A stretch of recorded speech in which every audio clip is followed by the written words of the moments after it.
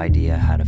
And it's like it's gotten reduced back to 2019 levels, which is, I think that's what it's at. If I'm not mistaken, I don't know what this is saying at this point, but fix it. They're potentially losing hundreds of millions of dollars per year, laying off hundreds of employees, banning some of their most important creators, implementing useless features, and are constantly proving how. Okay, again, not to like, listen, this is no diss on Gideon. Okay. Like Aiden, Kai, Dr. Disrespect were all like sizable content creators on the platform. But like Gideon is a massive content creator, but not on Twitch. You know what I mean? He could have possibly. He could have had a sizable audience. I think he's like a very good live streamer, but like he didn't have he did one stream and got banned. You know what I mean? So like this implies that like Gideon's a Twitch streamer in the same way that these guys are. You know what I mean? Originally. Creators implementing useless features and are constantly proving how little they know or care about the live streaming community. Twitch has been the biggest live streaming platform for the better part of a decade, but there is some But I do agree that Twitch doesn't take care of like its pool of talent or itself right now. I think it's like Twitch is way too in the fucking claws of Amazon to do anything that is like valid or good. I don't even know what the solution could be, really. I do think that the streaming industry and the streaming space is basically like it's a hard market to correctly figure out how to monetize. Also on top of that, it's a hard market to figure out how to like best monetize. Okay. But also on top of that, it's like it requires a lot of time. And if you're not like shut inside, if you're not literally forced to be indoors like during COVID, it's gonna be hard to maintain a large audience, an audience that's like ever growing. Competition on the horizon. Although it wouldn't take much for YouTube to put Twitch out of their misery, it's very likely that their collapse will come from their own self-sabotage. First and foremost, Twitch's financial stability is confusing, and although they reported $2.8 billion in revenue in 2022, it's unclear how much of that, if any, was profit. However, there are a lot of implications that suggest the company is struggling to be in the green. Twitch's 4 ways of making money are through subscribers, who pay $5 a month to get an ad-free experience, as well as other small benefits. In-app purchases, which...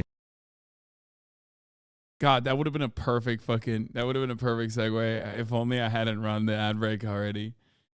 That's funny. Include bits, a digital currency that users can purchase to donate to streamers, partnerships with brands and sponsors, and of course the number one, advertising. We don't know how many total paid subscribers there are on Twitch. I did find this metric from Stream Hatchet that says in April of 2021, Twitch had 8.7 million subscribers, where 43% of them were Amazon Prime subs. A Prime subscriber is someone who gets an ad-free experience. Like that is Amazon money. Anytime you subscribe to me with a Twitch Prime, obviously I only get a percentage of it, but still, that's like Amazon's money directly in my pocket. That is basically like Twitch giving me extra dollars.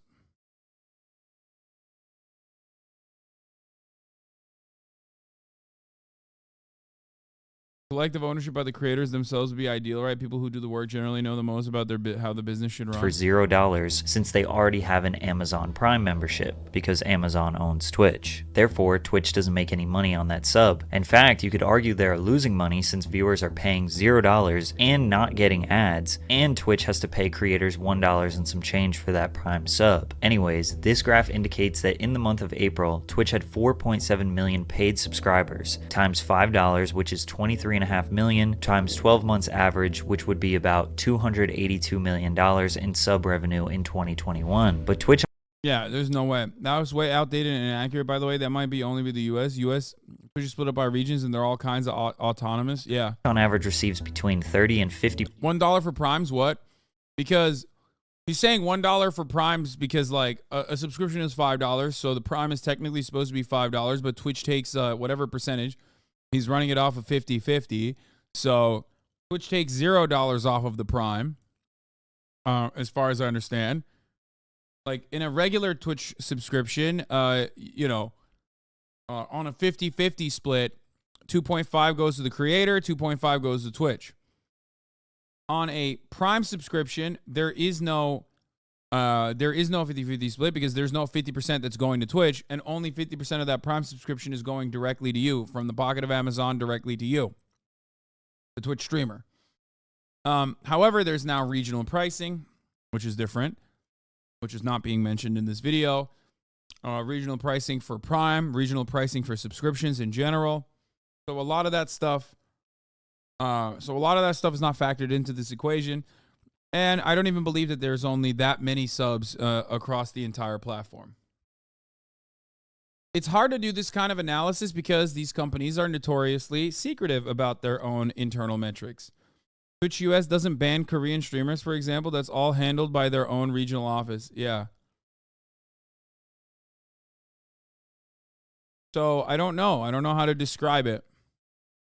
I don't know what the perfect answer is for you. I don't know what the actual details are because I don't know. I simply do not know. I can only tell you what I do know from my end.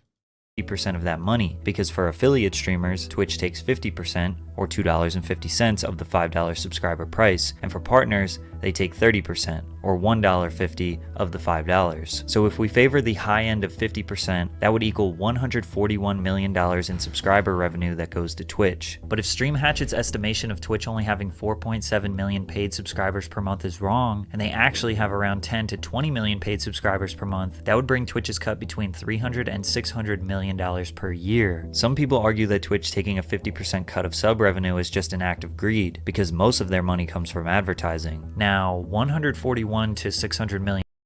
I think the reason why they do that is because they want to push for ads.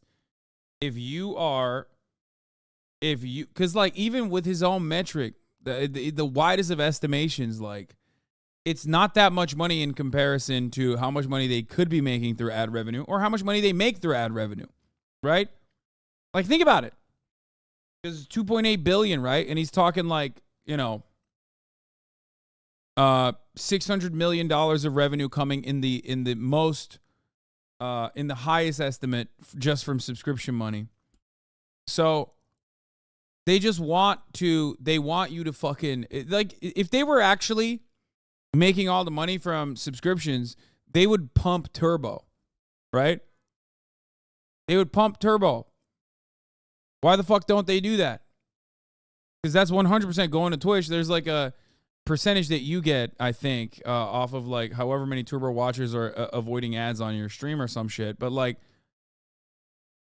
you know what I mean? They don't promote that. You want to know why?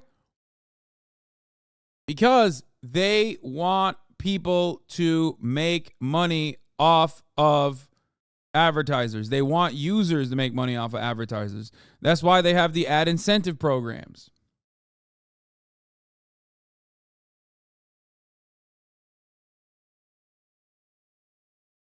They also make more from a single person subbing to several channels than a single turbo subscription. Yeah.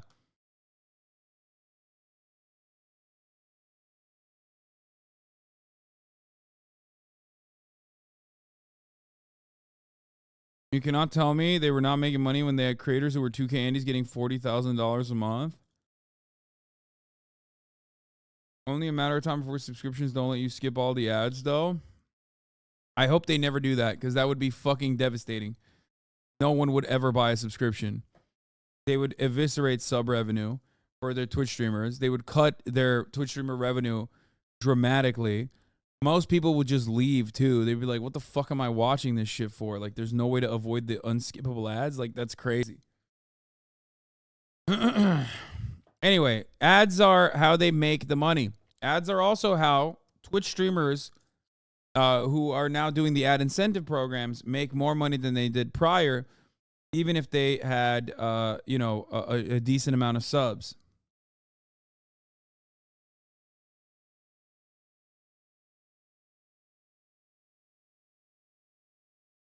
Okay?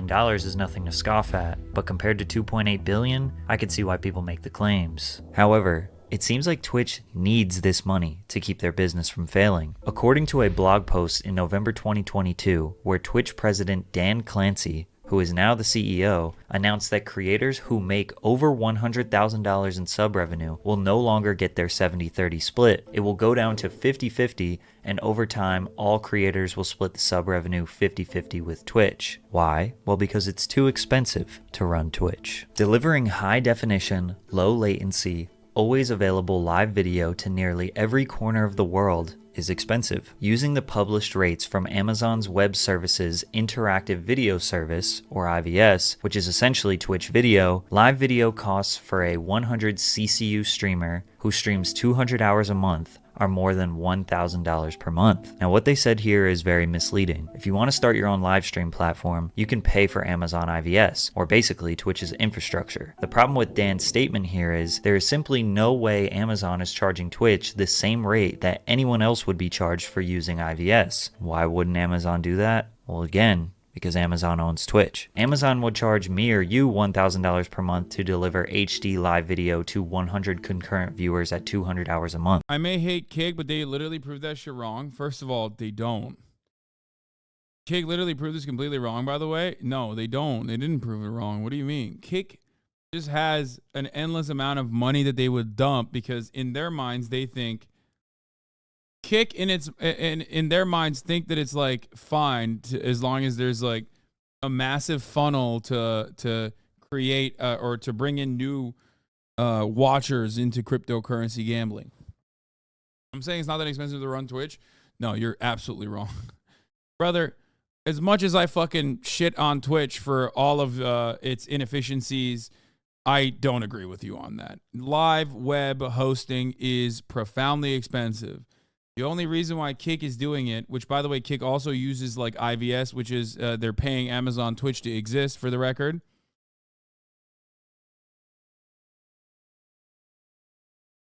Okay.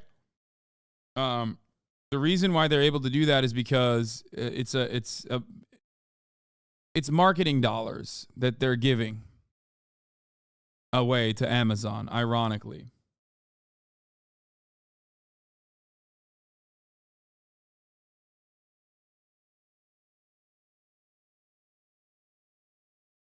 Kick.co, they said they were profitable in Q1. I'm pretty sure that's what the chat is referring to. What? Profitable? Off of what?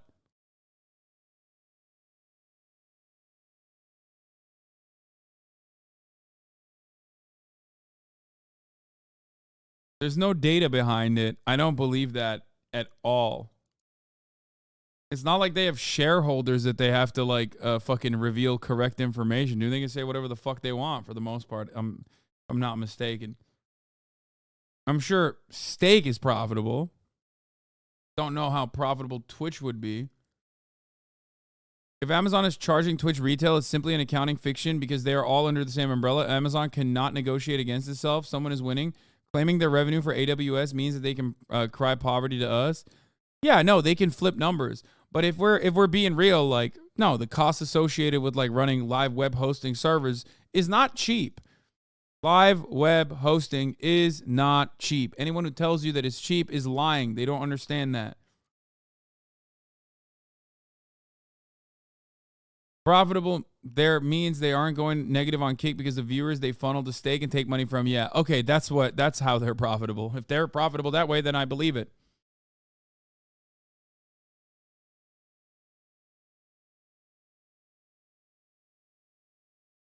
But they likely charge Twitch at least 50 to 90% less than that. In fact, nobody has any real idea of how much it costs to run Twitch. Obviously, you have employee compensation with thousands of employees, but more importantly, billions of dollars per year in energy costs to maintain those servers and deliver perfect quality on-demand streaming all over the world at any given moment. And although we don't know those costs, we can pretty safely say that taking a higher percentage from their partners is not going to cover the expenses. Now, regarding how much Twitch makes from bits, it's unclear, but I'm sure most streamers can agree that bits donations are nowhere near as common as subscribers. It was reported that Twitch generated $185 million from in-app purchases. I'm not sure if this includes subscribers and bits together, or if it's just bits and other microtransactions like badges, gift cards, and the loot cave. Either way, we are learning that at best, Twitch is generating roughly $750 million from subs and in-app purchases, or at worst, $185 million.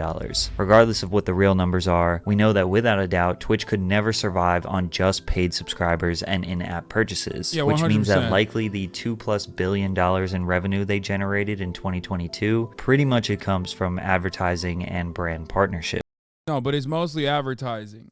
Those two numbers are insanely. That range is like a what is that fucking Social Blade ranges? You know what I mean? Social Blade will be like PewDiePie either makes $1 a month or $7 million a month. I'm like, bro, you said nothing. Okay, thank you, Social Blade, for telling me literally nothing. I'm more confused now. It's like, why did you do this range? Whoa, PewDiePie could be making anywhere from $0 to $100 million a month. That's right. Okay, my work is done.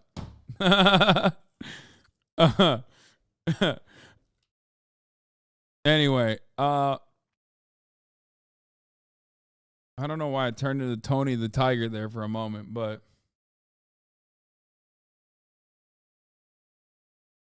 Tony the Tiger as VTuber radicalized me so much last year. I didn't even see The problem this. with this is advertisements are destroying the I'm gonna Kohima.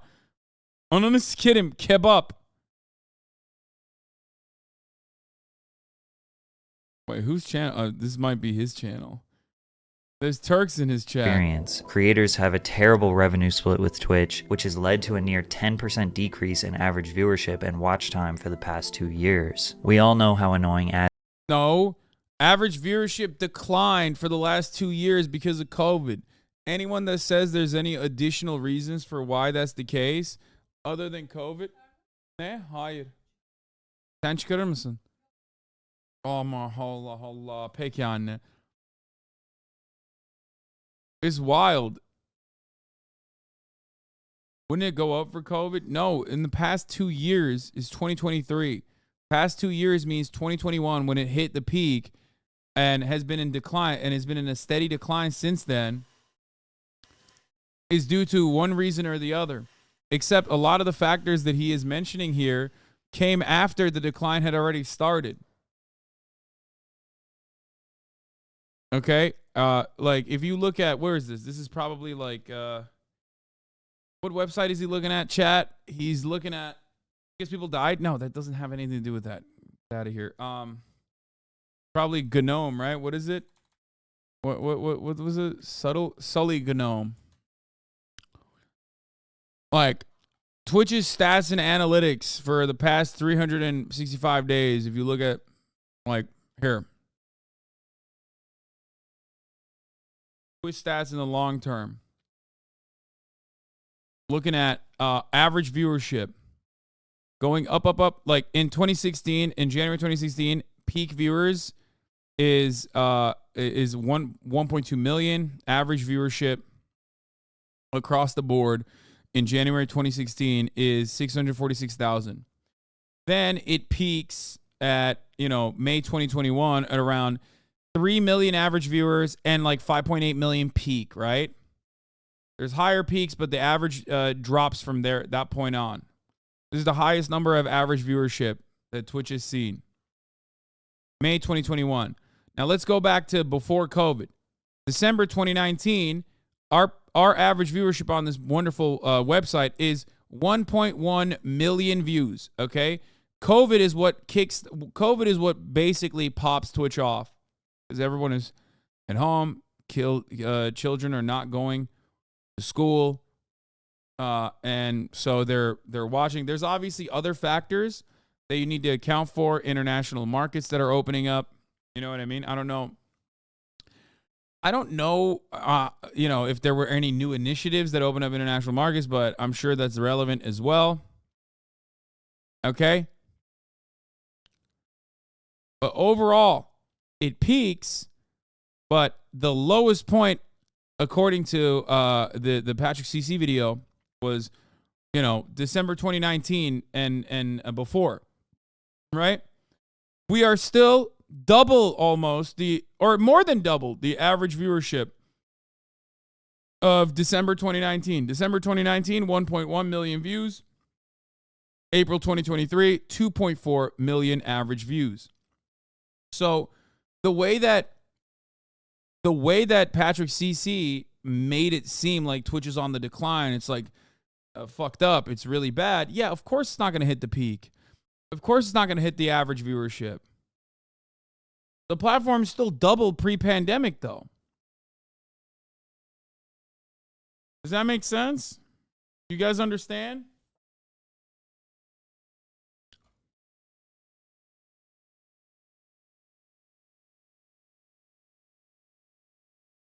Very confused MB. Thank you for the 10 gifted subs. So this is just, I don't know if it's like a case of bad math or whatever. You know what's crazy? You grew so much that you actually stayed steady or went up 30K post-COVID despite viewership overall dropping across the platform and not being an election season.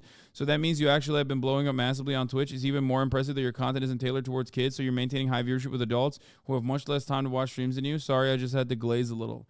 Thank you for the glazing. Nice to hear nice things every now and then. So some streamers got used to eating too good, that's all. Wait, what? No. I don't think that's how. No. I don't know why people are saying like the platform is fucking dying. That's what I'm saying. I'm simply stating that the platform is not dying if you look at like the steady trend, which is still going up. It's like normalizing. It has normalized, right? But it's still pretty fucking high and slated to keep going up.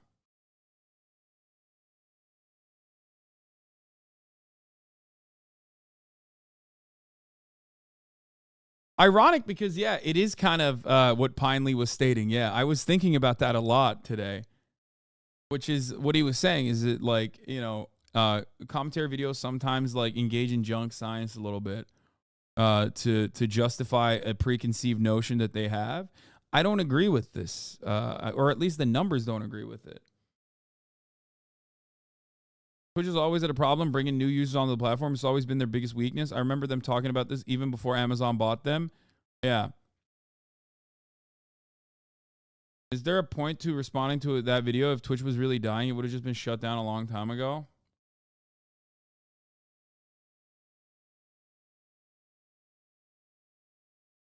Can you filter by language? I don't think. Oh. You can. Look at English. Yeah, if you look at English language speaking channels, you see a similar thing here where December 2019 is 1.3 million peak, and we're at 1.9 million peak. So, okay, that makes a lot, or 1 million average viewers there versus 596,000 average viewers there. So what this is telling me is that as far as like English language channels, at least on, I mean, it's consistent. Like this is still consistent. It's like 1 million average, 596 million average. It's a little bit less, but it seems like there is a massive, it seems like there's a lot of growth, especially for peak. I would assume comes a lot from, you know, Spanish speaking channels. Holy fuck. It seems like Spanish is still much smaller. What the fuck? Spanish Mexico? What the fuck does that mean? Why are they accounting this? Oh, no, it's nothing. Okay, never mind. That's not a real thing. Okay. So it still factors in as Spanish speaking.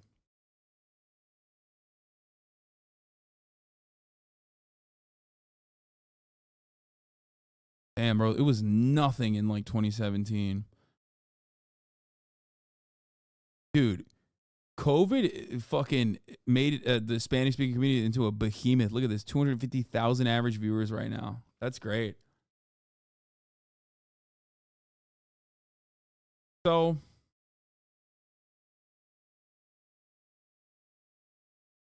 what's Turkish?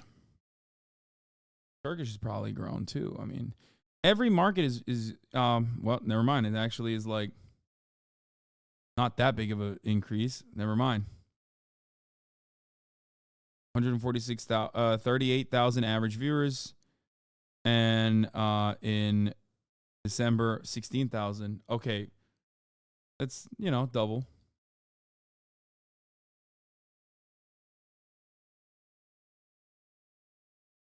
So, am I a weirdo for watching American politics as a Mexican on Mexico?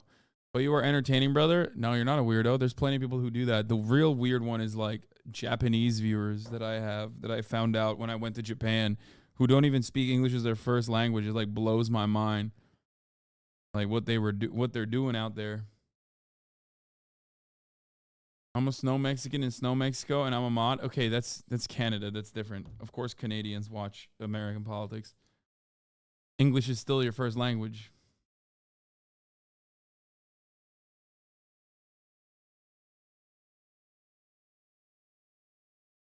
Anyway. Okay, listen. We are looking at something so irrelevant now. Well, it's not irrelevant, but like the reason why I'm using the same site that he's using, like he has access to these statistics, and there's probably a better way to look at the stats than the way he's looking at the stats, right? Across the board, if you look at the entire website, the website is doing well. The website is still growing dramatically, as a matter of fact, in comparison to 2016 levels. If it dips below December 2019 numbers, though, then you have a problem. That means the website is actually getting smaller. That's not good. But it doesn't seem to be happening here with, 1.1 in December 2019, 1.1 million average viewers, 2.4 million average viewers in 2023. Seems to be doing pretty good. So, and we know that, Twitch numbers are at least like relatively real in comparison to others. Okay. Anyway. Fuck. I have to do something real quick. 1 second. 6th most viewed Spanish speaking overall is the Mexican president in YouTube. Wait, Ads really? can be. Besides when I do I'm gonna them, run because this. today's video is sponsored by Aura. Have you ever Googled your name and seen yourself on one of those strange sites that has way too much information about you? It feels pretty weird. I'd rather have that stuff not available to just anyone who's looking for it. Data brokers are making so much money selling your information to robocallers and spammers. Luckily, Aura can find the data brokers that are sharing your information. And these brokers are legally required to remove your information if you ask them, but they make it very difficult to do so. That's where Aura comes in and submits opt-out requests on your behalf. You can try Aura for free for 2 weeks using my link, aura.com/PatrickCC. Aura also does so much more to protect you: antivirus, VPN, password manager, identity theft protection, credit monitoring, and much more. And the best part is you get everything at one affordable price. Let Aura protect you and keep your information safe online. You can let people continue to exploit you and profit off your private information, or you can go to aura.com/PatrickCC to start your 2-week free trial. Link in the description. Thanks, Aura. On an average Twitch stream, a viewer will get a minimum of 3 minutes of advertisements per hour. However, in late 2022, Twitch announced the rollout of the Ads Incentive Program, where they encourage streamers to run 8 to 10 minutes of ads per hour. Multiple minutes of ads being displayed consecutively will result in viewers either leaving the platform or clicking off to another streamer. The only problem is every time you click on a new stream, you will get hit with another non-skippable 30-second ad. There is no way to skip the ads. There is no way to escape the ads, and there is no way to rewind the stream and see what you just missed. This has led to a near 10% decrease in hours watched and average viewers from 2021 to 2022, and both of those metrics are also down in 2023 by 5%. Simply put, there are too many ads on Twitch, but that's a good thing for the company, right? Well, not exactly. Twitch does not have an immense amount of data on who their viewers are, because there isn't a whole lot to do on the platform to track it. Think about YouTube, TikTok, and Instagram. In just a few minutes, you will be exposed to a large variety of different niches, and you are actively pressing the like button or stopping to engage with the content. The amount of specific information you give about yourself without realizing is just data that gets organized and used to sell targeted ads to you. Because of my Instagram habits, the app app knows that I like men's streetwear and accessories, skateboarding, modern furniture,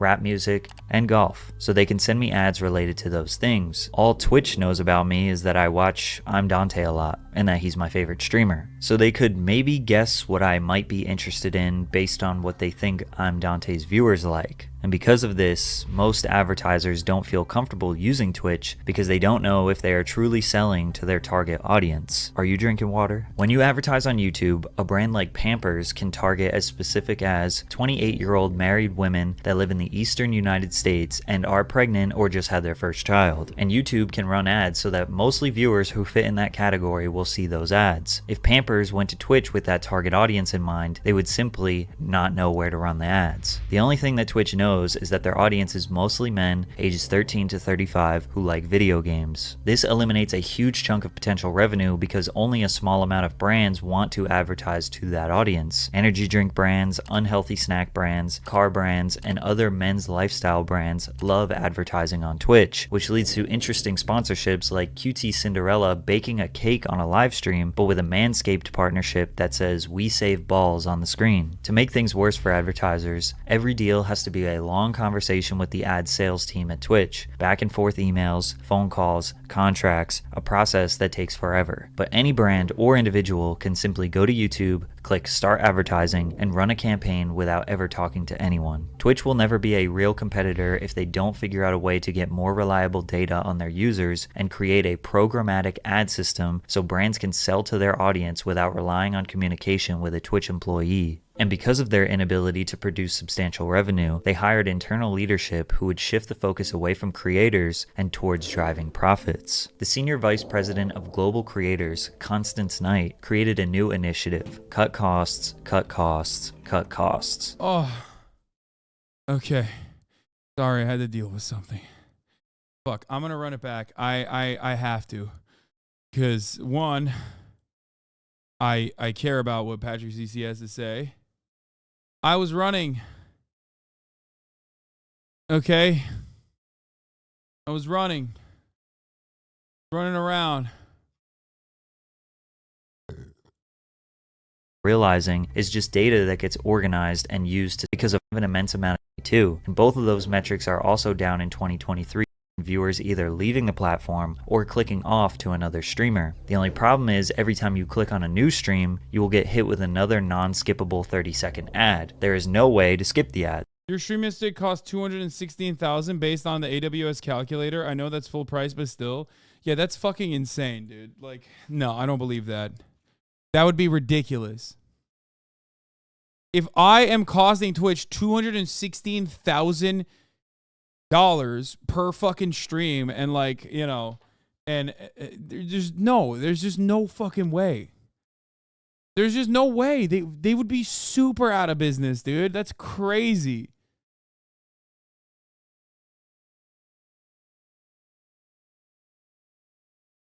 Can you imagine Amazon fucking charging Twitch like retail prices? Or any prices at all?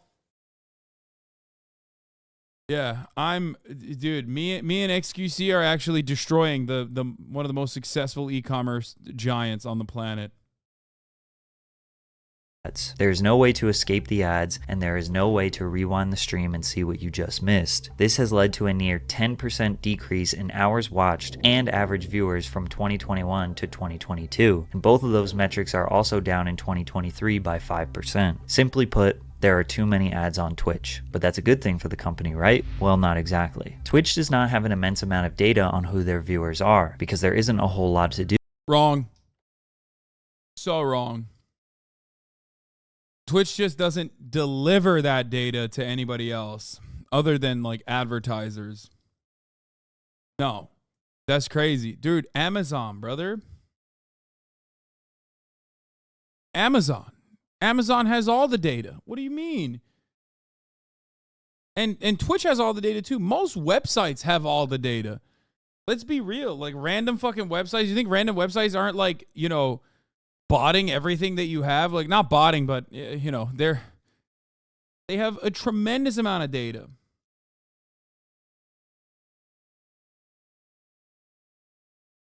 do on the platform to track it. Think about YouTube, TikTok, and Instagram. In just a few minutes, you will be exposed to a large variety of different niches, and you are actively pressing the like button or stopping to engage with the content. The amount of specific information you give about yourself without realizing is just data that gets organized and used to sell targeted ads to you. Because of my Instagram habits, the app knows that I like men's streetwear and accessories, skateboarding, modern furniture, rap music, and golf, so they can send me ads related to those things. All Twitch knows about me is that I watch I'm Dante a lot, and that he's my favorite streamer. So they could maybe guess what I might be interested in based on what they think I'm Dante.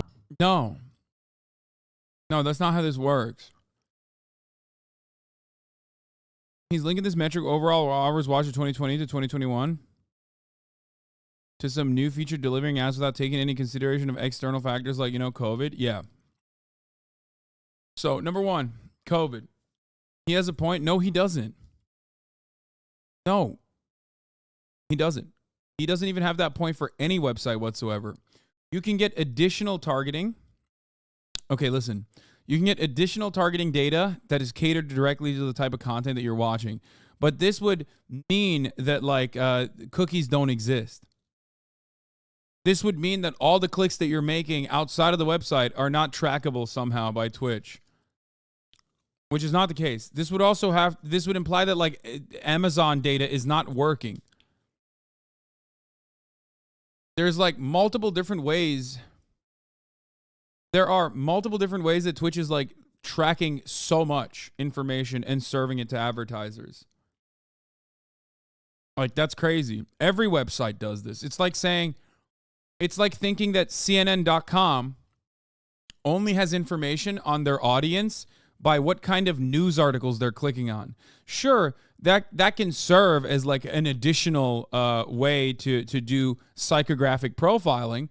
But the reality is, as far as demographic profiling and psychographic profiling goes, how the fuck does CNN.com know what kind of ads to target you when you're not spending a lot of time on there? You know what I mean? How is any website targeting you, for that matter? Websites do not only look at what you're doing inside of the website to create a viewer profile. Okay? That part is objectively untrue.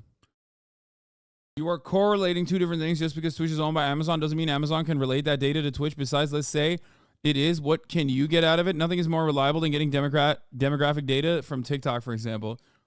Okay, first of all, you're so insanely off base and wrong on that too, because if TikTok demographic data was so fucking reliable, Marianne Williamson would be the next president, okay? Or that mirrors and the science and the mystical science of mirrors would be something that we need to account for. Okay? Anyway. Yes, it does. That's literally exactly what it means. What do you mean? So,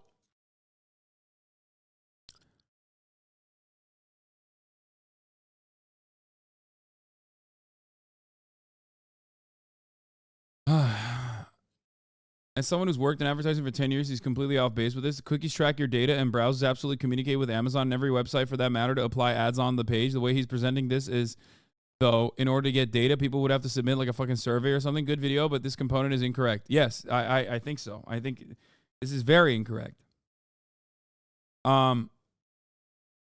So,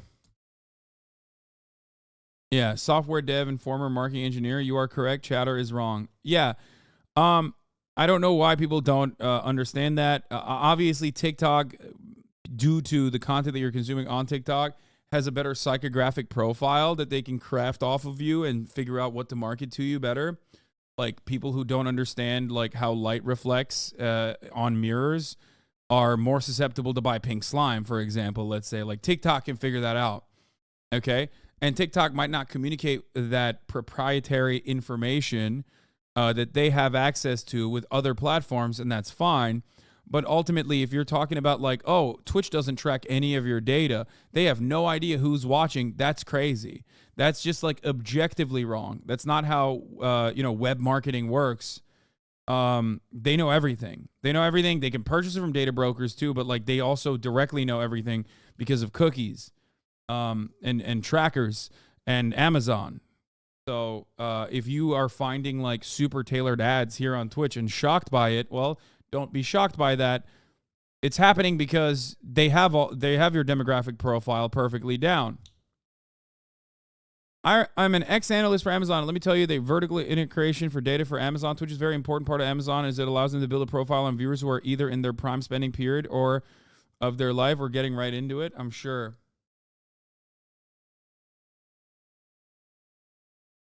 Anyway. Does Twitch have personalized targeted ads like TikTok? Of course it does. Every website you go to does. Why do you think Benny Johnson went on a fucking website and got an ad for a gay cruise? Chatter. Remember when Benny Johnson went to Military Times and was like, why is there an ad for gay cruises here? What the fuck's going on? You remember when that happened?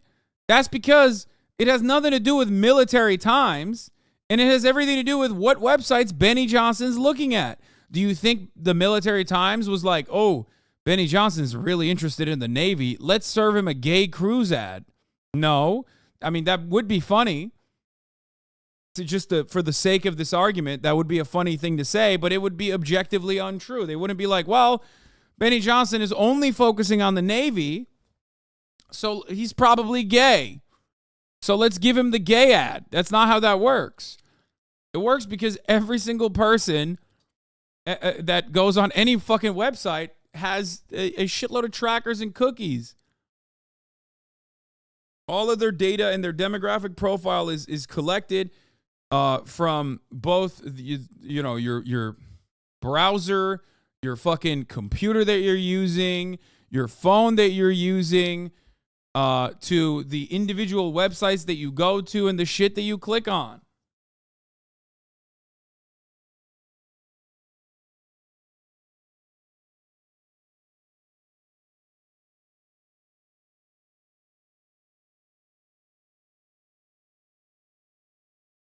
Okay?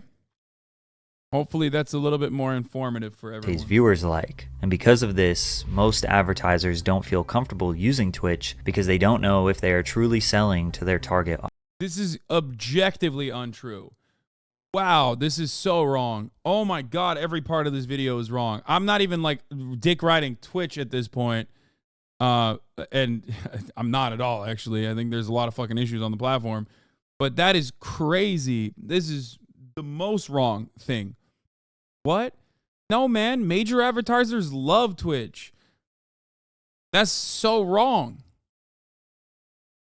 First of all, advertisers abso-fucking-lutely have access to Twitch user statistics. So let's just get that out of the fucking way. Twitch streamers don't have access to those statistics, but websites certainly do. Okay? So that's number one. Number two, because we already established that this part is like objectively incorrect. So he's building on top of an objectively false premise.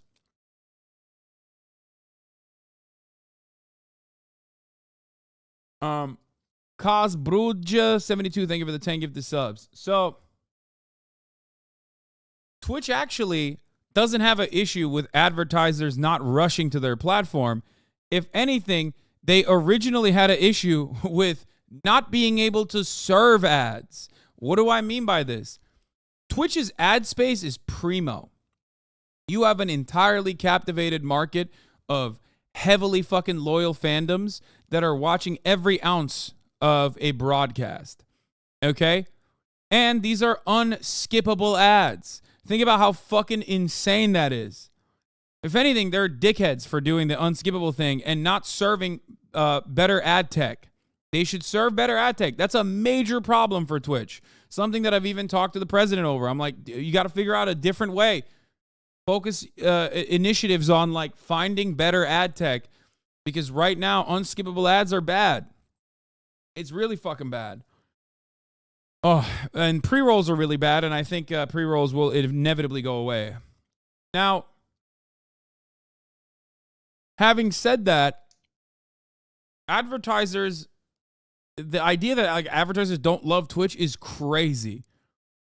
That's completely and objectively false. They literally have an NFL partnership. They are an Amazon subsidiary. Of course they have advertisers coming out the fucking wazoo. They have every advertiser that you can ever think of on the fucking planet. The problem is they need to fill the unserved inventory that they have. I've been saying this for 4 fucking years on this platform. Okay? 4 years. They have a mountain of inventory that the users, like the streamers themselves, do not want to fill. That's part of the reason why they're actually trying to make it worse to just like have a subscription-based revenue structure for a streamer so that they can fucking serve more ads at the top of the hour and then tell you can avoid those ads as long as you subscribe. I know chat has been edging itself since I started this conversation. You looked at the fucking clock. There it is. At the top of the hour, there's a 3-minute ad break. If you no longer want to see those ads, all you need to do is subscribe, which you can do for $5 or for free with a Twitch Prime by connecting your Amazon Prime account to your Twitch account, where you get 1 free Prime subscription a month. Like I said, it's like Amazon. It's like taking money from Jeff Bezos' pocket and giving it to me directly. Okay? That's right. Sweet release, baby. Sweet fucking release, you dickheads. Anyway, you can also get gifted a sub if you're lucky. Here's the 3-minute ad break now.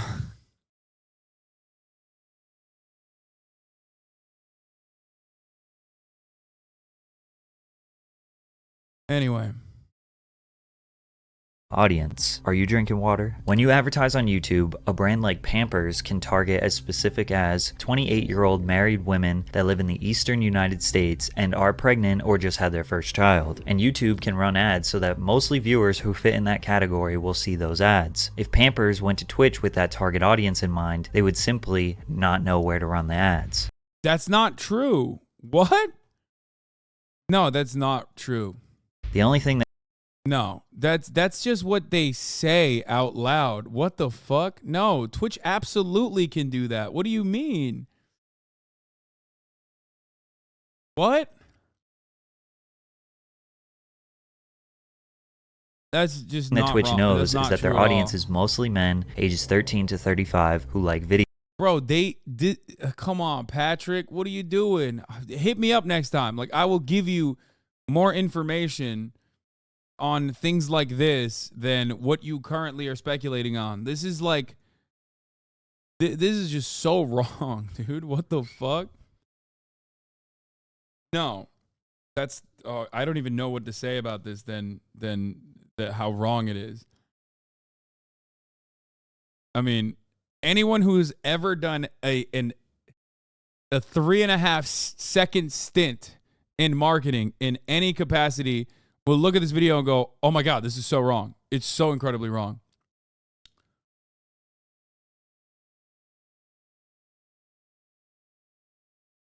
If this was the case, then no one would go on Twitch to buy ads, which is not the case.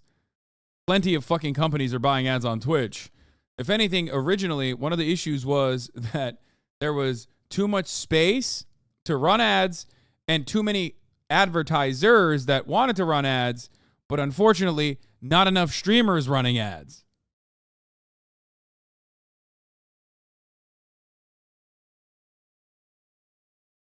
And this is the basis of all online marketing. All advertisement, sales, and operations works this way. It's not just on Twitch. Okay? Also, seeing the audience demographic being 16 to 24, making up 41% of the entire fucking audience at Twitch really does change things dramatically for me. I do recognize that I probably am like the entirety of the rest. The 25 to 64 is me. That's like just my watchers on here and then nobody else. Video games. This eliminates a huge chunk of potential revenue because only a small amount of brands want to advertise to that audience. Energy drink brands, unhealthy snack brands, car brands, and other men's lifestyle brands love advertising on Twitch, which What? Bro, there are ads on here for not only the Marine Corps, but even like suicide prevention for veterans. There are ads for every consumer good. Every single consumer good. Now, you might not see it on here, but like, yeah, there's motherfuckers seeing cat treat ads. You know what I mean? Like, that's crazy. I gotta go back to the fucking Military Times thing, dude. Here it is, okay? Here it is. The Military Times is serving a gay cruise ad to Benny Johnson. It's who you are. It's you as a person that sees probably similar ads no matter where you go on the internet, because it's directly tied to who the person is. Okay? No matter which website you go to. And as it stands, I mean, by way of Google, because that's definitely a Google ad, right? Military Times is selling to, Military Times is covering the inventory, is just basically offering you things to look at so that Google can serve the ads there for a gay cruise.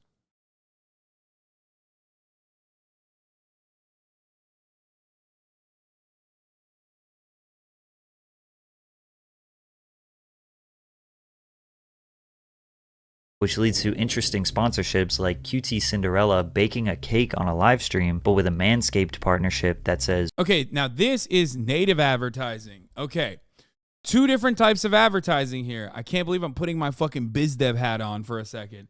Okay, this is entirely and utterly unrelated to the previous point that Patrick was making. Now, a lot of people don't know the fucking nerd shit here. In the absence of Atrioc, I'll it is Monday. I'll do a little bit of Marketing Monday for everybody here. Okay? That is native advertising. That is conducted by third-party ad sales. Oftentimes the management company or, the agency or whatever the fuck Cutie Cinderella is working with, sometimes directly with the content creator and the advertiser themselves. Manscaped might actually have ads on Twitch. They might go to Twitch and buy ads. But in this process, this is entirely and utterly unrelated to the previous point that he was making. Okay? Completely unrelated. This is native advertising. It's directly done with. The native advertising is different. This is a built-in ad spot. Okay, it's built in. Whatever. It's not native advertising. Native advertising would be like a BuzzFeed article that has like an ad in it. But it's kind of like that. I don't know how you could say that when you said that's exactly balls his on point. The screen. To make things worse for advertisers, every deal has to be a long conversation with the ad sales team at Twitch. Back and forth. Yeah. Here he is trying to say it was done by Twitch when this ad is done by the streamer herself. Emails, phone calls, contracts, a process that takes forever. But any brand or individual can simply go to YouTube, click Start Advertising, and run a campaign without... Bro, this is literally like, wait, what the fuck? No. This is so wrong. Oh my God, this is so wrong. I'm losing it. Okay.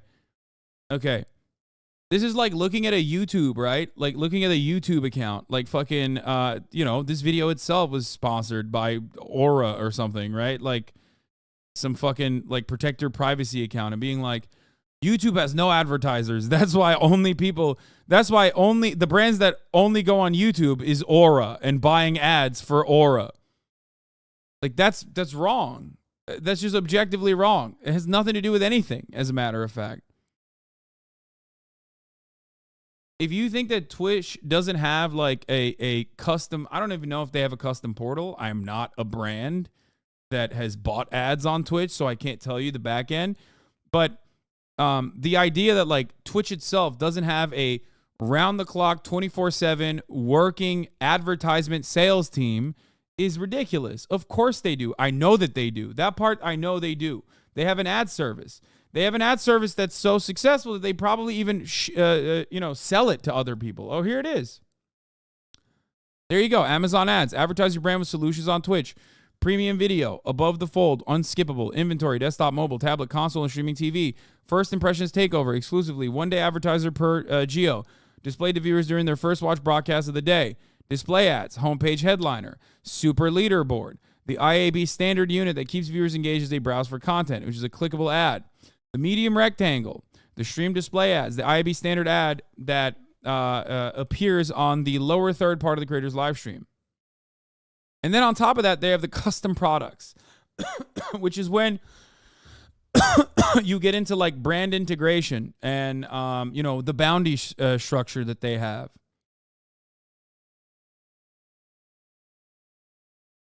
Bro, I work for a small e-commerce company and we sell ad space on the site. Crazy for this guy to say Twitch doesn't because Cutie did a Manscaped sponsor. Yeah, it's just so wrong. Optic Prismo, thank you for the 10 gifted subs, by the way. Oh God, I've spent too long in ad ops. I know what the fuck all this means. I mean, I do too, and I didn't spend that much time in ad ops, so don't worry. Not that bad. Benny Johnson getting the Cruise display ad through the Google Display Network. He's talking about pre-roll and unskippable ads on YouTube videos at this point in the vid.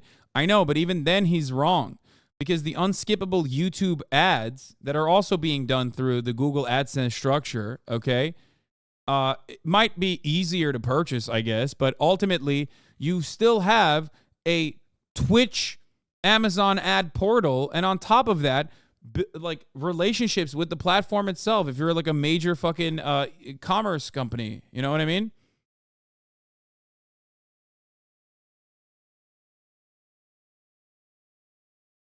You were just mentioning ad formats, but not how the ads are being purchased. Patrick CC makes the point about programmatic advertising, which is a self-serving platform to buy ads like Google Ads. Does Twitch have a programmatic way of buying ads, or do you have to go through a sales manager?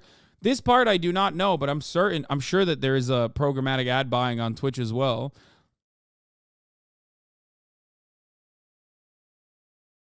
I mean, that would be shocking if Twitch didn't have programmatic ad buying. Yeah, I'm sure. Actually, you know what? I'm going to go ahead and speculate that they certainly do. What we're looking at right here is that.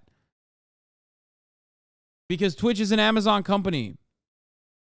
It's programmatic. I literally advertise there. It's Amazon. Amazon has it. There's no way Amazon wouldn't have that. So Twitch will have it too. That's my assumption.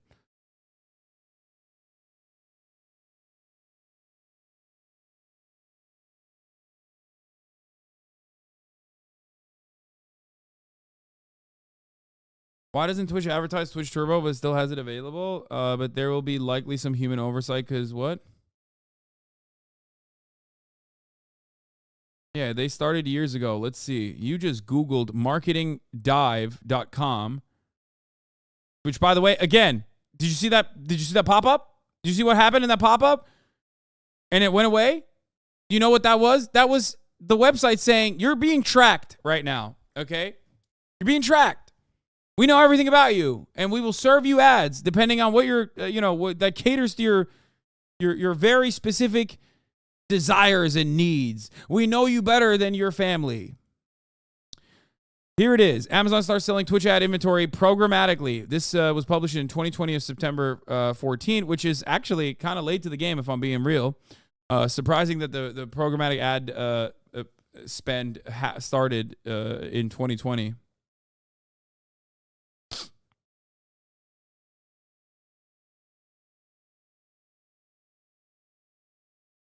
So Twitch can be bought programmatically through Amazon's DSP ad buying platform. Source work and programmatic advertising. My team is starting an activation on Twitch.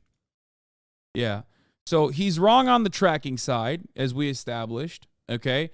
And he's wrong on the programmatic ad buying side. Now, on the programmatic side, are the psychographic profiles that you can map out as crazy as the ones that you can buy on YouTube? I don't know. But that's not what he's saying here.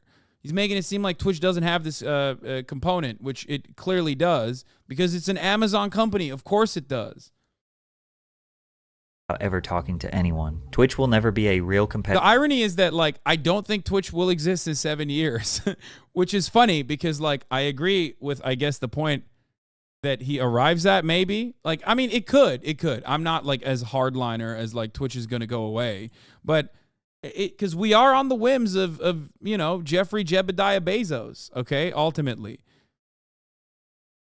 And I'll get to that in a little bit. But, and do I think that Twitch is doing, like, great? No, I don't think that Twitch is doing great. But there are so many different reasons as to why Twitch is not doing great that he is not mentioning here, which I will get to again later on in this. But I disagree. Twitch will 100% exist. The question is more if Amazon will still own it. I mean, sure.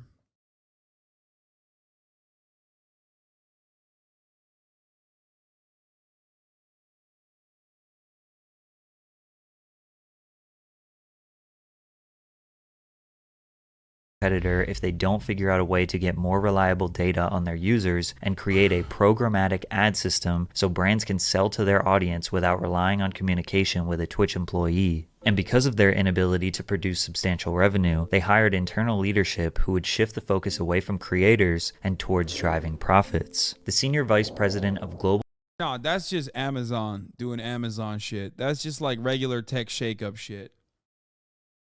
That's not, and that's always what they cared about. Of course they don't give a fuck. The notion that like any company cares about its creators beyond the point of like but like driving up numbers and therefore revenue is silly. No company just only cares about its creators for the point of like caring about their creators. That's not a real thing. Everybody just wants to make money.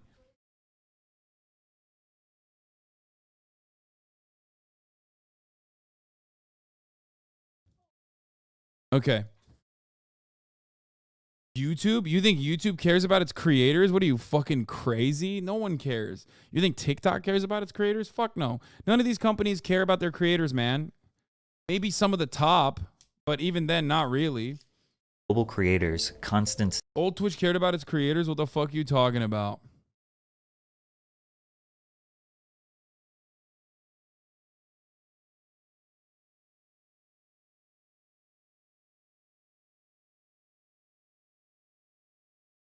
I don't know if you understand this, but for the past 12 months, you've been subscribed to a, anti-capitalist Twitch streamer. One of the main things that this anti-capitalist Twitch streamer talks about is how companies don't actually care about their labor beyond the point of like getting a return on their investment, right? You pay your laborers a wage oftentimes or a percentage back of the value that they're generating directly. Okay, I'm not going to time you out, Moonlight. I'm just telling you that you're wrong. Okay?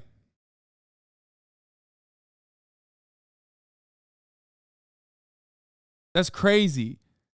They literally only care about profits. Okay? This whole article disproves everything. Twitch usage and growth statistics. How many people use Twitch in 2023? Twitch currently gets 140 million unique visitors every month. That's up 55 million users in 2015.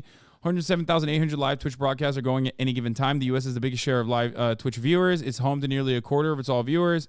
65% of Twitch users are men. That's insanely high. 73% of Twitch users are below the age of 35. That's insanely high. Okay? 18 to 35 is the primo demographic that you want to target. A little bit of disposable income and lifelong brand loyalty that you can probably fucking milk out of all of you. The notion that like 73% of Twitch users are below that number is insane. Okay? The Twitch app has been downloaded over 100 million times. League of Legends is the most watched title on Twitch, which is annual revenue is $1.54 billion. Their monthly active users. Okay, we'll look at all of this after. Let's just keep going with this. And I have to pee really bad. Fuck. Okay. Night created a new initiative: cut costs, cut costs, cut costs. Every decision over the course of her tenure was fully based on how it was going to increase company profits, which isn't necessarily her position since she is the head of global creators. Therefore, the needs of creators were constantly being ignored. In one specific example, Knight said that burnout was not a valid reason for creators to not meet contractual obligations. If you don't know, most of Twitch's top creators have contracts directly with the platform where they're being paid essentially a salary or hourly rate to stream exclusively on the platform. These contracts require them to stream anywhere from 70 to 100 hours per month, which is roughly 3 hours per day or 4 hours per day if you want the weekends off. But the VP was not letting creators use burnout, or basically them being unmotivated to stream, as a valid excuse to not meet their monthly stream requirements, which led to Twitch employees feeling like the company was losing its way. 12 Twitch employees had gone to HR or logged complaints with their superiors overnight. 5 had left the company citing night as a reason. Now, some of you watching could never be convinced that sitting at a computer and playing video games could become a stressful or an annoying job in any way, shape, or form. Oh, yeah. Yeah, let me tell you. Okay, that part I do agree with. Wait.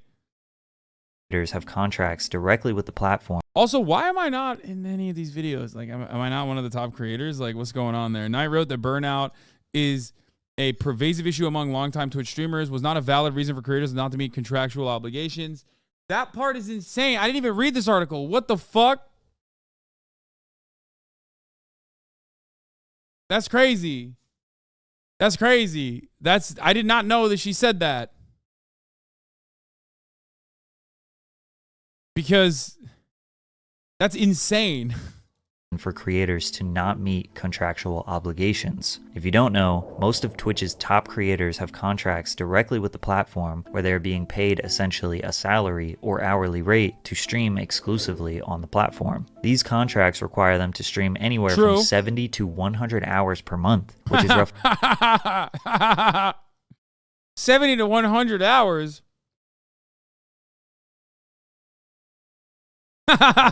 Okay. Yeah. Yeah. Look at Carter going try like 160. Oh, I laugh at that too. Everybody knows what my hours are. Yeah, you got soft hands, Carter. You got them baby hands. What are yours? 180, bitch. You know this already. Roughly 3 hours per day or 4 hours per day if you want the weekends off. But the VP was not letting creators use burnout, or basically them being unmotivated to stream, as a valid excuse to not meet their monthly stream requirements. By the way, Night, Twitch watchers that watch every day, not recognizing burnout being like a major issue for Twitch streamers and not recognizing Twitch streaming as work.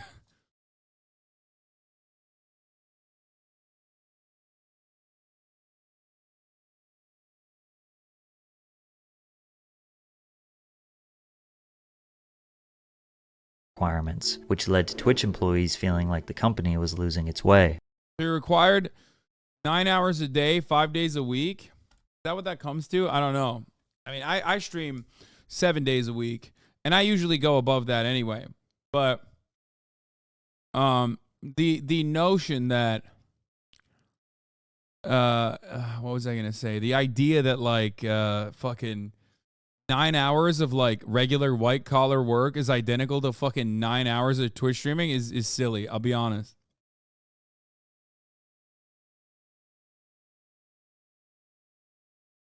The video was talking about contractual requirements. Yeah, I told you what my contractual. Yeah.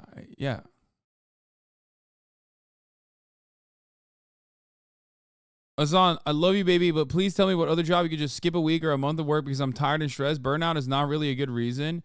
Yes, you're right. Twitch streamers should just kill themselves, actually. What the fuck do you mean? There's no other work where the expectation is that you're like literally on. Maybe service industry, actually. Service industry jobs are significantly worse.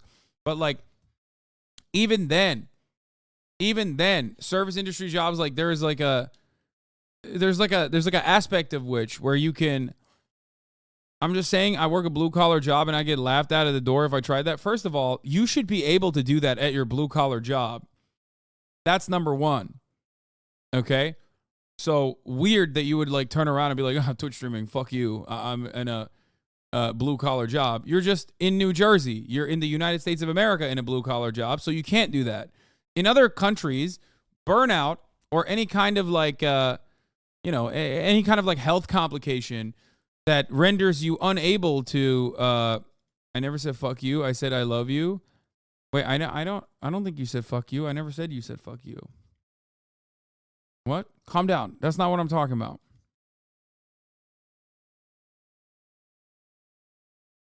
You just said it? Yeah, I'm like embellishing. I'm making a joke about, I'm paraphrasing what you said. It's not going to be a one-to-one. Anyway.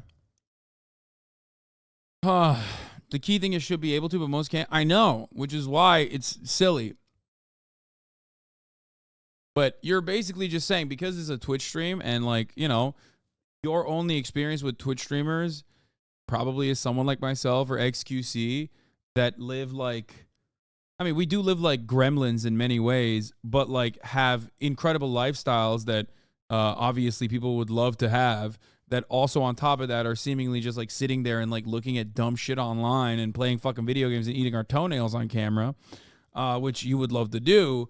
That doesn't change the reality for the overwhelming majority of Twitch streamers in general, or a lot of people in general, including even the top Twitch streamers. You're doing a lot, and it is you're constantly in the filth. There's a lot of fucking shit that you have to eat and swallow. And I do think that it probably, I mean, I understand totally that like burnout is a real thing. I would never say that it's not a real thing.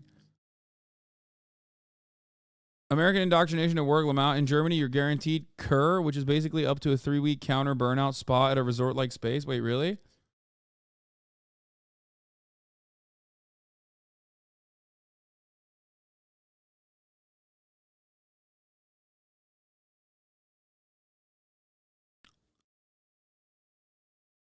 Yeah, relatively zero privacy. A lot of people fucking coming after you with like insane shit, botting, hate raids, so many things.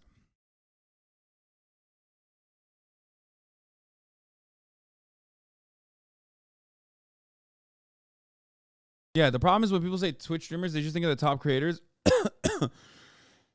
A lot of the partner streamers are also living paycheck to paycheck. Well, that's one aspect of it, and then the other aspect is like people that love consuming Twitch content don't actually like, or at least have like a profound amount of envy for the people that they're consuming the content of.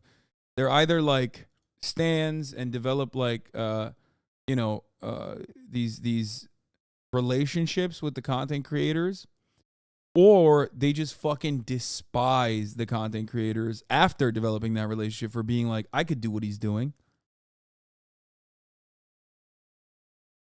You know what I mean? 12 Twitch employees had gone to HR or logged complaints with their superiors overnight. 5 had left the company citing night as a reason. Now, some of you watching could never be convinced that sitting at a computer and You literally can't as a streamer. I lost 700 subs in 2 weeks. I was banned, and that's insanely stressful. Out of the English Twitch, it's like 1,500 streamers make middle class or above are 100Ks. playing video games could become a stressful or an annoying job in any way, shape, or form. But at the end of the day, it still is a job, and anyone can burn out from any job that they do every single day for years. Another previous Twitch employee took to YouTube to state how they feel about the company. Twitch doesn't care about creators.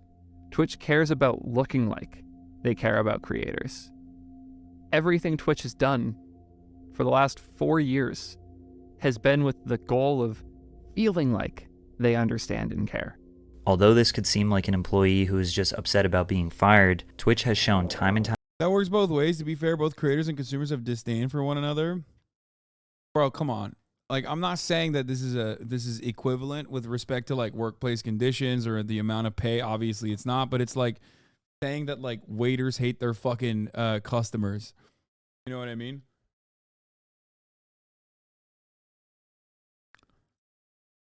Like, that's ridiculous.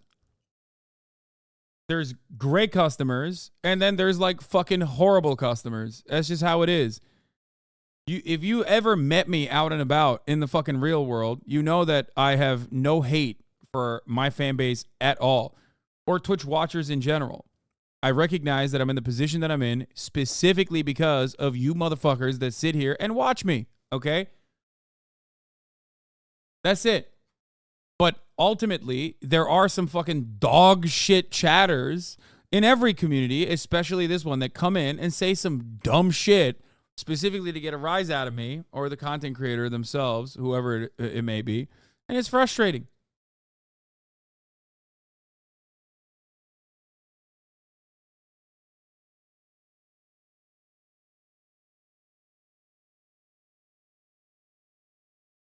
time again that no matter how large of a creator you are, they will take you down, even at your How many times do you masturbate a day? Want to know if I have a problem since I feel like you and I are more or less the same, successful and good-looking leftists. You are obvious benchmark and comparison. Answer, please. It's important. Hustle. Good to talk off topic sometimes for your mental health.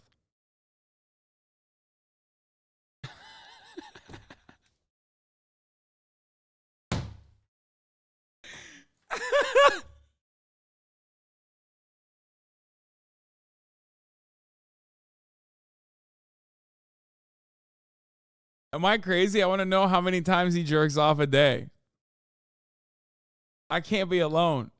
How many times do you jerk off a day, Matt Tolai?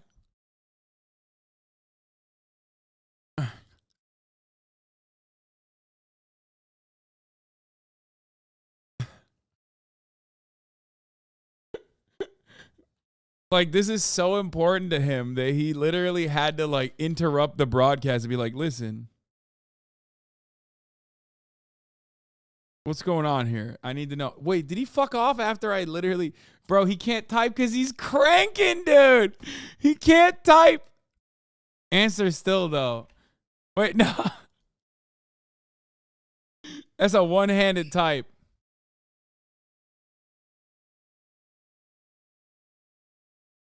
All right, let's continue. Their highest moment. Kai Cenat, a creator who only just started streaming in February of 2021, dominated Twitch in all of 2022. He reached the very rare milestone of 100,000 subscribers, which made him the #1 most subscribed creator at that time. This prompted him to do a subathon, which was a 24/7, 28-day long non-stop stream in February 2023 to try and break the record for earning the most subscribers on Twitch in a single month. That record was previously held by Ludwig at 283,000. Not only did Kai break it, he demolished it, peaking at 306,621 all-time subscribers. It was reported that he earned Twitch $10 million, while Kai only received a $2 million payout. Yeah, again, ridiculous. Like, that's ridiculous. That's ridiculous.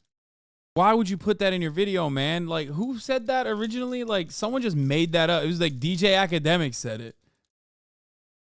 Even Kai said it was false. Reported by DJ Academics, dude. Too busy harassing Freddie Gibbs on the timeline. Jesus Christ.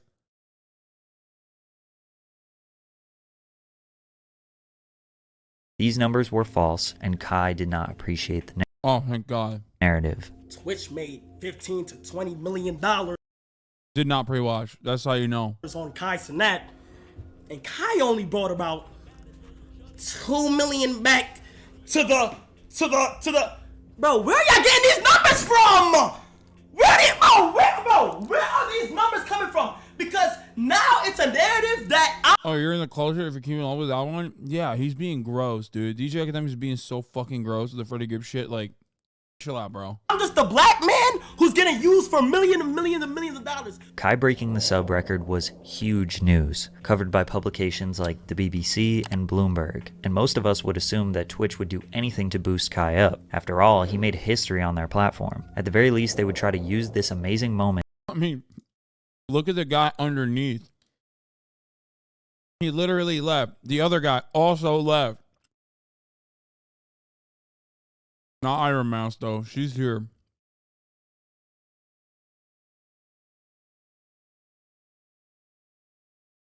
The GOAT.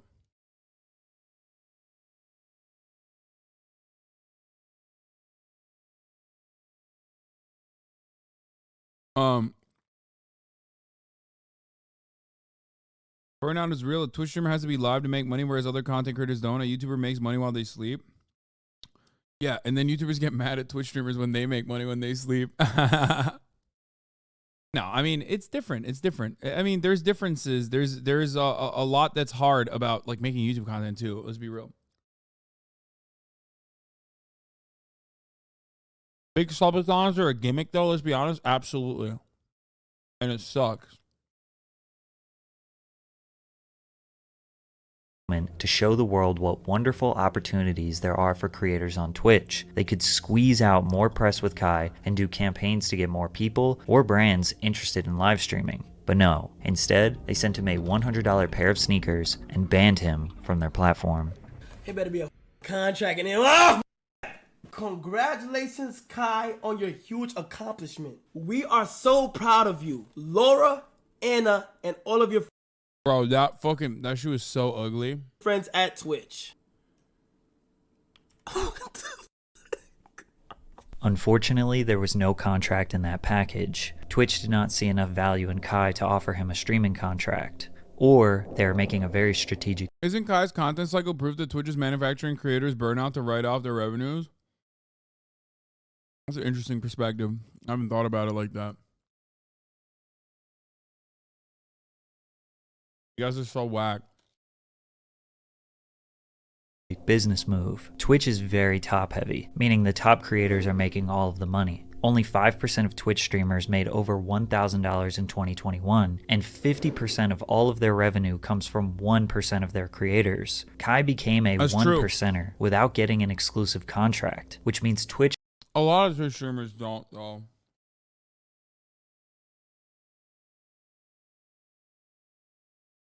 I think it's wild.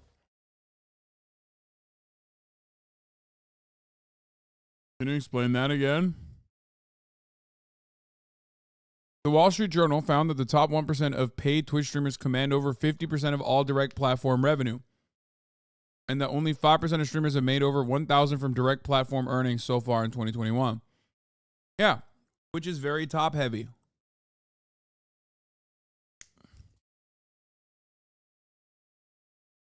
I bet like 49% of that literally is the 0.1% too, considering I'm 0.05. The 1% also isn't like me, Kai, XQC. It's like much smaller content creators are also factored into that top 1%, for the record. Because there's a lot of people, it's like OnlyFans. When a content creator on OnlyFans is like, oh, I'm in the top 1% of OnlyFans content creators, is like, yeah, because there's like millions of content creators that are not doing anything.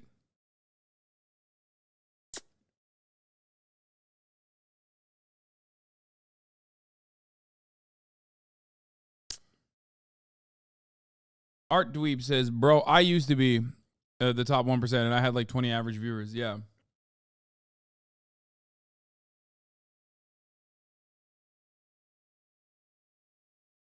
Wall Street Journal says this is of paid Twitch streamers, not all streamers, like counting people who go live once a month to one friend or whatever.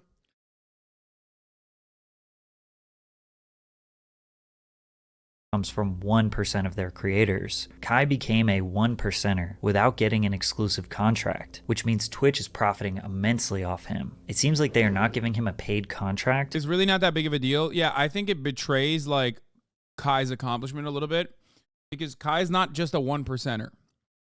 Like, he's in the top 10 content creators on this platform. You know what I mean?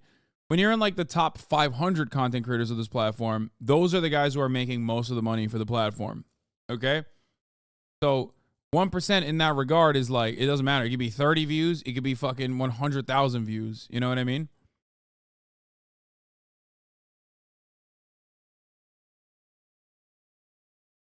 He's not just in like, he's not just in that range, which ranges from, like I said, 100K views to 30 fucking, well, not 30, but like 200, 300 views, I guess, right? Isn't that where you are in the 1%?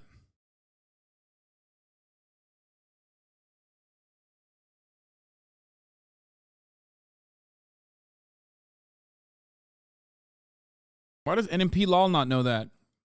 How do you not know that, Nick? 1% is how many views? I feel like you should know that. You've been on this platform since 2011, dog.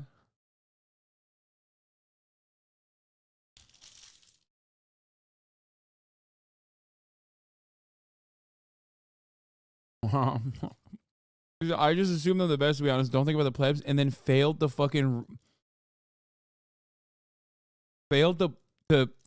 put his own emote in the chat.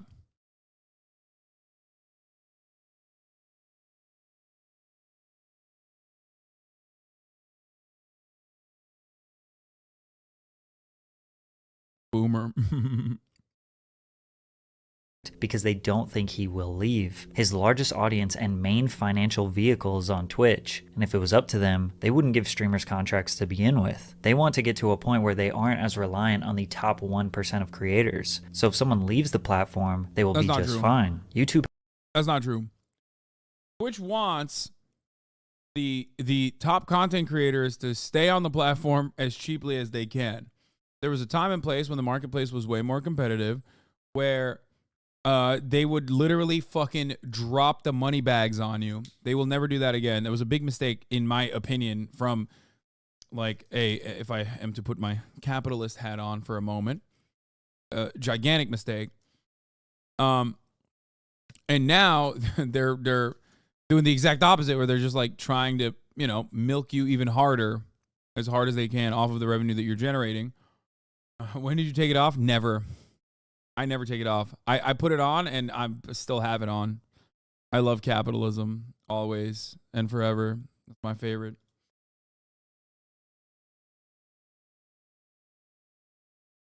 Anyway.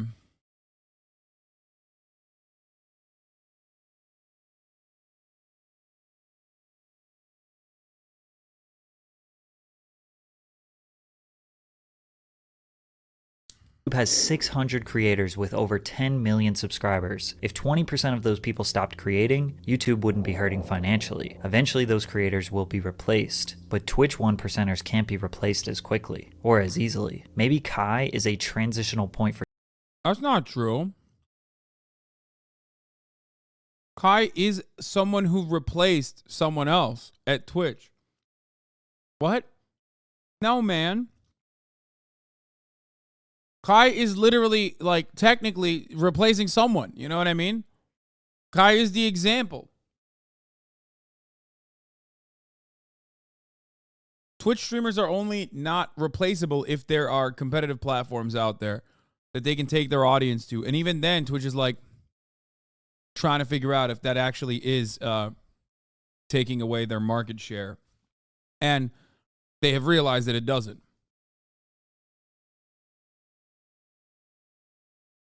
For Twitch as a company to see if they can keep 1% talent without paying them additional money. Just a few short weeks after they sent him the sneakers, Kai Cenat announced he was banned from the platform on April 17th. How could they possibly ban the #1 creator on the site? Nobody knew the reason why, but it prompted support from people like Kyrie Irving and Nicki Minaj. We later found out that Twitch told Kai it was from a GTA clip where he promoted simulated sexual activity. This was the clip. Come on.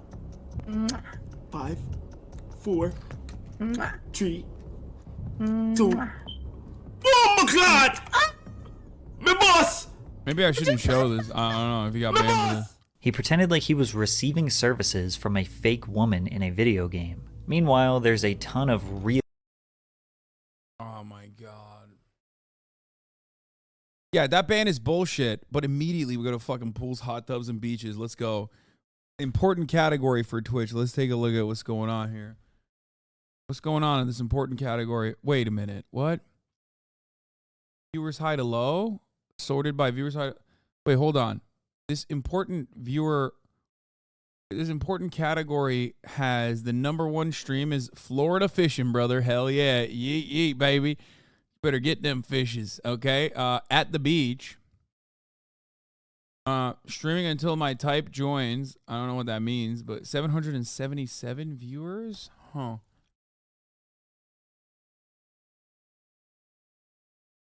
Doesn't seem like it's popping, is what I'm saying. So here's the thing. There is inconsistency in banning. Now that I've seen that fucking video, I think Kai shouldn't have been banned for that. It is kind of stupid to ban him over that shit. It is ironic because if he hadn't fucking banned him for that shit, if they hadn't banned him for that, people would be like, oh, Kai has so much. They're so inconsistent. Twitch has given me and XQC warnings in the past, like many years before. I feel like if I did that simulated sexual activity, I probably would have been banned too.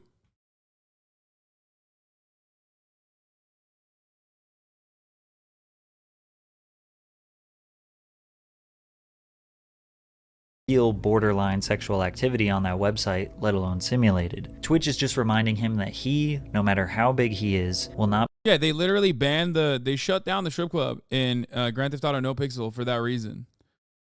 I mean, I haven't been back. I don't know what it's like now, but originally, that was literally the reason why they shut down the strip club in No Pixel. and me, XQC, and Soda ruined VR chat. Y'all were too horny. Okay, first of all, excuse me, we didn't ruin VR chat. We used VR chat for the purpose that it was created for. I'm sorry for going to fucking Dairy Queen and getting an ice cream sandwich. You know what I mean? Or a fucking ice cream. Like, who the fuck's gonna get mad at that? It's like I walked into Starbucks and I was like, "Can I have a cappuccino, please?" And you're like, "Fuck you! What do you think this is? Think we sell fucking coffee? You get the fuck out of here!" What do you mean? VR chat is literally for that purpose.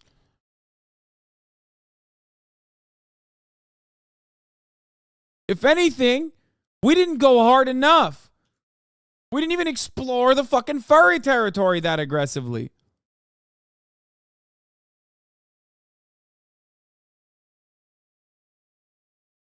I do think it's stupid to ban over that, though. That's ridiculous. Like, that's crazy. Dumb. Wrong. Not be able to break the rules, and everyone knows Twitch's terms of service are extremely unclear. In 2019, Brazilian Twitch streamer Gabriel Baptista received a suspension because he showed a Pink Floyd poster during his broadcast. Faria was banned for wearing gym clothes that Twitch claimed looked like lingerie. Deller was banned for smashing a keyboard over his head, and Dr. Disrespect was banned for, well, they never told him why. Sadly, Kai's ban is just one of an extremely long list of incredibly stupid bans. By the way, half of the reason why they do these like fucking trigger happy bans is literally to ensure that Twitch is an advertiser friendly space, for the record, which is why they can have higher CPMs, which is why they are seen as like a premium advertising platform. However, of course, from the perspective of a content creator, I often don't find myself going, well, that's a justifiable ban. I often find myself on the other side of that argument, no matter who is getting banned for what. Like, this is a good example. I guess it was like a minor blip, which Aiden Ross fans try to turn into a major complication. But like, what was the guy? Aiden Ross was talking to someone on the phone, and he said, "Oh, Adam, if Twitch would have banned that dude, I would have fucking lost my mind." Okay. That would have been an absolutely ridiculous thing to go back in time and ban someone over. It would have been so fucking arbitrary. It would have been so malicious. It would have been absolutely fucking bullshit. And I stand by that. I always fucking speak out against people who are being unjustifiably banned. I think it's fucking ridiculous. Your Rage called you a snitch for that, by the way? Yeah, he's fucking memeing. It doesn't matter. Everyone can suck my fucking cock, okay? I've been doing this shit for a lot longer than a lot of other people on this platform now. Can't say that for Rage. But he knows better. Everybody fucking should know better, okay? Get the fuck out of here. But there's no way. He's probably fucking joking. Stop trying to fucking farm drama here, okay? If you want drama, try to get Rage to play basketball with me. He didn't like you pointing it out. I wasn't pointing it out for Twitch. Anyone who thinks that I was doing that for Twitch and not my chatter so they fucking understand the context is a fucking idiot. Kai called you misgive. He can suck my dick too, okay? Every single person that thinks like this is a snitch moment can suck my entire cock, okay? From top to fucking bottom. They're dumb as fuck for that. Yeah, like I was saying, like, Twitch, please ban this person. Like, get the fuck out of here. Shut the fuck up, dumbass. Anyway, you can clip that and fucking ship that all you goddamn want. I hate that. It's like the one thing. It's the one thing that really pisses me off. Whenever dumb motherfuckers are like, he's going in. Like, that's a principle that I have. Okay, it's bullshit.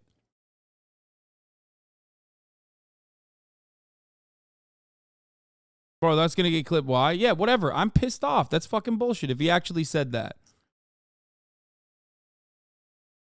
Anyway.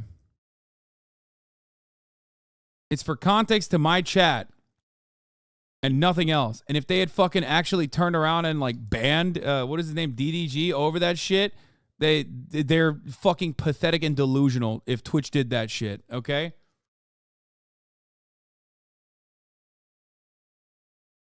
Not something that I agree with. That would have been a ridiculous fucking ban, and that didn't even happen. I'm literally watching that fucking clip because I'm talking about Aiden Ross, and it's contextually appropriate for me to talk about it.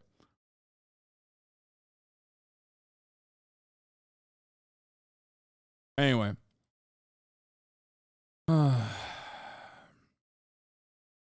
Like, I would have gone out to bat to defend them like I have in the past when they fucking, in my opinion, unjustifiably banned Bruce Robimoff. Like, they tried, like, people were trying to fucking get Kai banned for, oh, he was masturbating on stream, or he got a hand job on stream. Like, all that shit was bullshit. And I fucking said it as such. Why would I turn around and, like, immediately eviscerate that principle that I have? Where the fuck are people so uncharitable? Like, shut the fuck up. Stop literally hearing shit from your audience or seeing controversy and running along with it like that is a matter of fact. Make your own goddamn minds up, okay? If you're a content creator and you're running off the whims of your own fucking chat, don't be ridiculous, okay? I yell at my chatters all the fucking time. Have a backbone, have a fucking spine. It's bullshit. Anyway.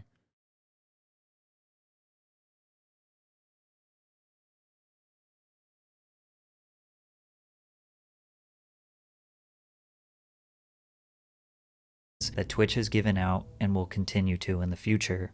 So with Twitch continuously making the wrong decisions when it comes to profits, employees, and creators, is competition a real threat to their company? Recently, the live streaming platform Kick has made a lot of content creators don't have a spine when it comes to you is strange. Yes, because I'm in fucking politics. That's why. And they're terrified.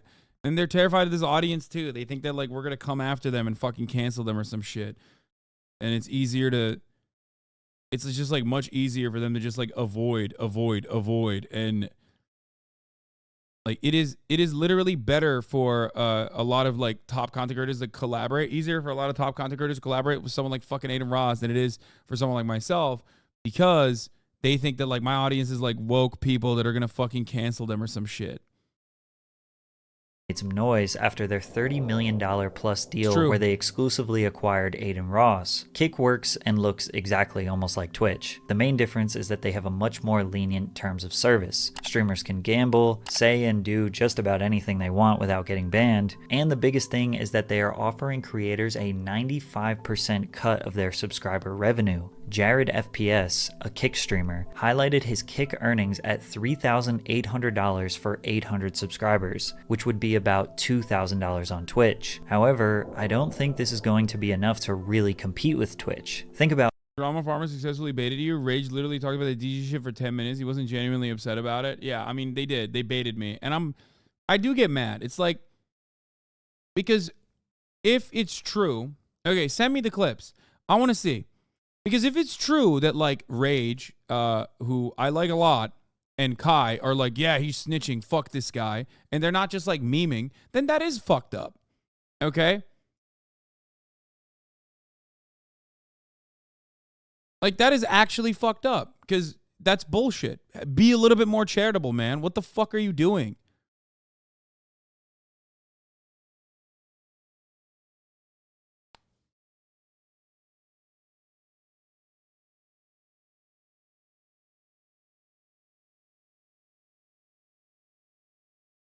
I mean, if they're memeing, then fuck the chatters who made it seem like it was a much more serious thing. Okay? But I do hate whenever, like, if it's a meme, it's fine. It's whatever. It's not that big of a deal. But some people do lean on their fucking chat being like, oh, he's a op. He's a op. Like, oh, he sucks. He's like a snitch or whatever. And then they, like, literally farm off of that. And it's fucking bullshit. Say it with your chest. If you genuinely think that it's like a fucked up thing that you think I did, we can have a conversation about it. But I'm willing to bet that they were both probably joking about it. Okay? There's no fucking shot that they were like legitimately thinking that I was like trying to get a smaller black content creator banned. Like, that's so fucking delusional. It pisses me off to no end. So I doubt that they're being serious about it.